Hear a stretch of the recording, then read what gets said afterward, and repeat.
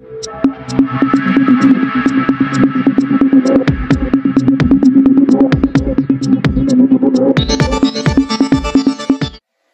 اللہ الرحمن الرحیم. ناظرین، پروگرام کرنٹ افیئر کے ساتھ آپ کا میزبان سید آصف علی حمدانی حاضر خدمت ہے. ناظرین، آج کی جو سب سے اہم کرنٹ افیئر کی جو نیوز ہے وہ یہ ہے کہ عمران خان کے ساتھ کوئی معاملات بیک ڈور جو ہے وہ طے ہونا شروع ہو گئے ہیں اور برف پگھلنا شروع ہو گئی ہے. جو قوتیں عمران خان کے خلاف تھیں ان میں سے ایک قوت نے عمران خان کے لیے کوئی نرمی کا جو ہے وہ گرین سگنل دے دیا ہے. اور آج جو سائفر کیس ہے اس میں جو مرکزی جو بیان تھا وہ سابق پرنسپل سیکرٹری جو ہیں عمران خان صاحب کے ان کا تھا. انہوں نے آج واضح طور پہ کہہ دیا ہے کہ عمران خان نے جو وہ ایک لیٹر لہرایا تھا سر عام کہ یہ سائفر کی کاپی ہے، وہ کہتے ہیں اس کا مجھے نہیں پتہ ہے وہ سادہ کاغذ تھا یا کاپی تھی. اور دوسرا انہوں نے یہ بھی واضح کیا ہے کہ میرے متعلق جو سٹیٹمنٹ دی گئی ہے کہ میں نے کوئی حلف مجھ سے لیا گیا ہے، کوئی حلف نہیں لیا گیا. اور میری جو سٹیٹمنٹ ہے وہ یہی ہے کہ سائفر کی جو اوریجنل کاپی ہے وہ موجود ہے جو ہے وہ آپ کے وزارت خارجہ میں. اس کا انہوں نے یہ بھی کہا کہ عمران خان سے متعلق جتنی مجھ سے جوڑی جا رہی ہیں چیزیں ان میں کوئی صداقت نہیں ہے اور میں جو بھی بات کہہ رہا ہوں وہ حق کی کہہ رہا ہوں. اور انہوں نے یہ بھی کہا ہے کہ میرے متعلق جو پہلے سٹیٹمنٹ جاری کی گئی ہے وہ بالکل غلط ہے اور اس کا حقائق سے کوئی تعلق نہیں ہے. اس سے یہ واضح ہو رہا ہے کہ سائفر کیس بالکل کمزور ترین کیسز میں شمار کیا جانے لگا ہے اور یہ من گھڑت ایک کیس تھا جس کے اوپر ابھی تک انگیج کیا گیا ہے. دوسرا جو بڑا کیس ہے وہ توشہ خانہ کا ہے. تو توشہ خانہ سے متعلق نوٹسز ہو چکے ہیں کہ باقی بھی جتنے سابق وزرائے اعظم جو بھی یا جو اعلیٰ سربراہان رہے ہیں اس ملک کے، انہوں نے جو چیزیں لی ہیں اس کی بھی ڈیٹیل جو ہے وہ کورٹ نے طلب کر لی ہے. اور ایک لمبا پنڈورا باکس کھلنے والا ہے کیونکہ اس میں اس بہتی گنگا میں سے سابق وزرائے اعظم اور جو صدر مملکت اور جو اہم عہدیدار رہے ہیں، آرمی چیف وغیرہ اور جو اسٹیبلشمنٹ کے لوگ رہے ہیں، صحافیوں کی بڑی تعداد ہے، انہوں نے وہاں سے تحفے تحائف خوب لوٹے. اور 35 سال تک یہ سلسلہ جمہوریت میں رہا، اس سے پہلے آمریت میں رہا. تو یہ بہت سارے لوگ اس میں آ جائیں گے اس گرفت میں. اگر عمران خان کے خلاف توشہ خانہ کا کیس آتا ہے تو یہ بات یاد رکھیں کہ باقی بھی پھر کوئی نہیں بچے گا، کیونکہ اس میں تو بڑی بڑی مہنگی ترین گاڑیاں، مہنگی ترین گھڑیاں، سونے کے ہار، ہیرے کے ہار اور پتہ کیا کچھ یہاں سے لوٹ کر جو ہے وہ ماضی میں بھی جاتے رہے ہیں جو وزرائے اعظم تھے. اور ان کا بھی پھر اس سے وہ نہیں بچ سکیں گے. اس فیصلے کو بنیاد بنا کے جو تحریک انصاف کے وکلاء ہیں وہ تیار ہیں کہ ہم چیلنج کریں گے اگر عمران خان کو زبردستی توشہ خانہ میں پھنسانے کی کوشش کی گئی تو. دوسرا ناظرین، کل میں نے ایک ویلاگ میں بتایا تھا کہ ملک ریاض کے جو اثاثے تھے وہ منجمد کر دیے گئے ہیں، ان کے بینک اکاؤنٹس منجمد کر دیے گئے ہیں. تو میں نے یہ بھی کہا تھا کہ ملک ریاض اس ملک کی سب سے طاقتور شخصیت تصور کیا جاتا ہے اور ملک ریاض کو سزا دینا بہت ناممکن سا ہے، کیونکہ یہاں پہ باقی اگر بہت سارے جنہوں نے بڑے بڑے ڈکیتیاں چوری کی ہیں، جنہوں نے بڑے بڑے جن کے اوپر نیب نے کیسز بنائے تھے ماضی میں، وہی نیب آج ان کو انہی مقدمات میں سے بری کر رہی ہے. تو نیب کے اندر ابھی بھی جو میں نے کل وہ ویلاگ میں بتایا تھا وہ بالکل سچ ثابت ہو رہا ہے کہ نیب نے یہ بھی ایک بوگس کیس بنایا ملک ریاض پہ. ملک ریاض کے اوپر جو چارج لگائے گئے ہیں اور ان کی جو شو کیا جا رہا ہے کہ ان کے اثاثے منجمد ہیں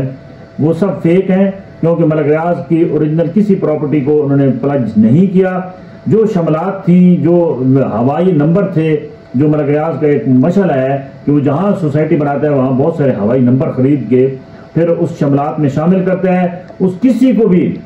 بلاک نہیں کیا گیا ہے. صرف اور صرف یہ فیک ڈاکومنٹس ایک عارضی طور پہ وہ بنا کے جو ہے وہ یہ شو کیا جا رہا ہے کہ طاقتور شخص بھی جو ہے وہ اس وقت نیب کے ریڈار پہ ہے. میں سمجھ رہا ہوں کہ نیب کا کردار ماضی کی طرح اس وقت بھی مشکوک ہے اور اس نیب کو ہونا ہی نہیں چاہیے. بالکل وہ سابق جو وفاقی وزیر تھے شاہد خاقان عباسی، ان کا بالکل صحیح تھا کہ یہ نیب کی وجہ سے سیاستدان بدنام ہوتے ہیں اور نیب کے جو لوگ ہیں وہ بارگین کر کے پیسہ کما رہے ہیں، ان کا کوئی اور مقصد نہیں، اور آج تک نہ کسی سے کوئی بڑی ریکوری ہو سکی ہے اور نہ ہی کسی کو سزا ہو سکی ہے۔ لہٰذا اس نیب کا وجود ہی سمجھ لو کہ دو نمبری پہ مشتمل ہے، اور اس نیب نے ہمیشہ بارگین کیا ہے، اور اب بھی نیب جو ہے وہ بارگین کے چکر میں ہے، ملک ریاض سے کچھ پیسے لے کر، یا آئندہ آپ دیکھیں گے کہ یہ کیس دب جائے گا۔ 190 ملین پاؤنڈ کی بات ہو رہی ہے، تو 190 ملین پاؤنڈ وہ میں پہلے بھی بتا چکا ہوں کہ وہ کیونکہ برٹش سے وہ کیس آ رہے تھے اور وہاں سے یہ پیسے آئے تھے، تو وہ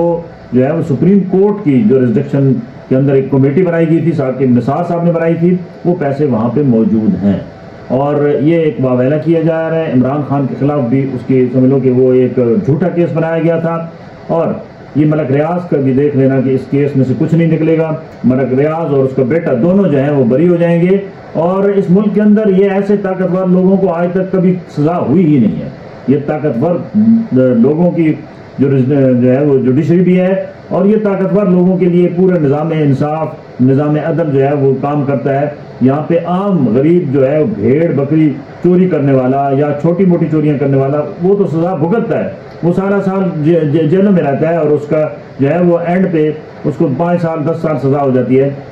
لیکن آج تک کسی بڑے بندے کو نہ سزا ہوئی ہے نہ ریکوری ہوئی ہے کہ آپ نے اتنی بڑی ڈکیتیاں کر کے پیسہ کہاں چھپایا ہے۔ سب کچھ پتہ ہونے کے باوجود بھی جو ہے وہ نیب نے آج تک ریکوری نہیں کی۔ یہ نیب کے اوپر کیس ہونا چاہیے کہ نیب نے ماضی میں جتنے کیسز بنائے تھے اور جن جن پہ بنائے تھے ان کے اندر انہوں نے شو کیا تھا کہ اتنے ارب اتنے خرب روپے جو ہے وہ لوٹے گئے ہیں، تو وہ وصولی کیوں نہیں کی گئی؟ یہ نیب کی نااہلیت صرف کیسوں تک محدود ہوتی ہے، اور جو یہ حکومت چینج ہوتی ہے تو وہ جن کے اوپر وہ چارج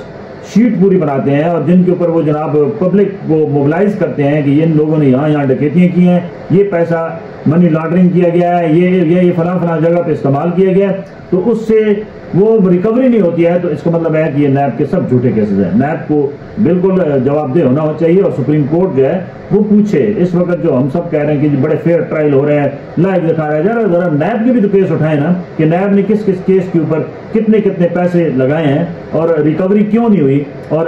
وہ کیوں بوگس رپورٹیں جو ہے وہ ماضی میں دیتے رہے ہیں، اور ابھی بھی یہ بوگس سارے کیسز بنائے جا رہے ہیں اور بوگس ہی رپورٹیں آ رہی ہیں، اور اس کا کچھ بھی حاصل نہیں ہوگا۔ میں آپ کو واضح طور پر بتا رہا ہوں، الیکشن بالکل قریب ہیں، یہ صرف ایک پوائنٹ سکورنگ کا کام ہو رہا ہے، اور یہ جو ہے وہ کبھی بھی نہیں ہو سکتا۔ اگر عمران خان یہ بات یاد رکھیں کہ ابھی عمران خان اتنا خطرناک ہو چکا ہے ان کے لیے کہ آپ 8 فروری کو اگر ذرا سی بھی 50% بھی اگر فیئر الیکشن ہوئی ہے تو عمران خان کی بہت بڑی تعداد میں لوگ جو ہیں وہ جیتیں گے۔ اور ایک عہد نامہ کل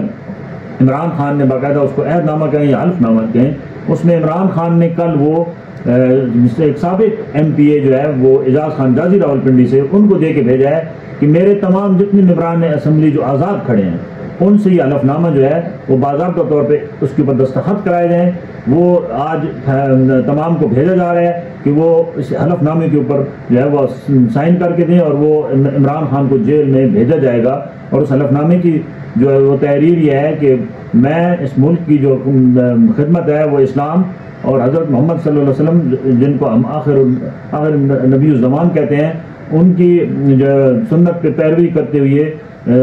اس ملک کی خدمت کریں گے اور اس ملک کے وفادار رہیں گے، اور اس ملک کی تعمیر و ترقی کے لیے جو کچھ ہو سکے گا ایمانداری کے ساتھ کام کریں گے۔ اور انہوں نے یہ بھی اس کی عبارت میں موجود ہے کہ میں بطور امیدوار جو ہے وہ عمران خان جنہوں نے مجھے اس قابل سمجھا نامزد کیا، میں ان کی یہ جیت کر سیٹ جو ہے وہ ان کو دوں گا، اور عمران خان کے نظریے کے ساتھ ہوں اور وفاداری کروں گا، اور عمران خان نے جہاں بھی کہا وہاں میں ووٹ دوں گا بطور آزاد امیدوار جیتنے کے بعد۔ تو یہ تمام سائن کرائے جا رہے ہیں ممبران صوبائی اسمبلی اور قومی اسمبلی سے، اور اس کے اوپر باقاعدہ اس کو حلف نامے کا نام دیا گیا ہے۔ اگر بڑی تعداد میں آزاد امیدوار آتے ہیں تو یہ خوش فہمی میں کوئی بھی پارٹی نہ رہے، کیونکہ اس وقت بلاول بھٹو جو ہے وہ بڑے خوش ہو رہے ہیں کہ آزاد جو ہیں وہ سارے مجھے سپورٹ کریں گے یا ہم ان کو خرید لیں گے۔ یہ ناممکن ہے، کیونکہ اس مشکل ترین حالات میں جس طریقے سے عمران خان کے امیدوار الیکشن لڑ رہے ہیں وہ کبھی بھی چند ٹکوں کی خاطر اپنا ضمیر نہیں بیچیں گے، اور وہ بڑی تعداد میں اگر جیت گئے تو وہ حکومت وہ خود بخود جو ہے وہ تحریک انصاف میں دوبارہ شمولیت اختیار کر لیں گے۔ میں نے پہلے بتایا تھا، اور تحریک انصاف راتوں رات پھر زندہ ہو جائے گی، یہ بات یاد رکھنا، کیونکہ یہاں وقت بدلتے 1 منٹ نہیں لگتا، اور اس ملک کے اندر تو کوئی بھی انہونی جو ہے وہ ہونی ہو جاتی ہے۔ بہت شکریہ، اپنے گرد و نواح کے لوگوں کا خیال کیجیے گا۔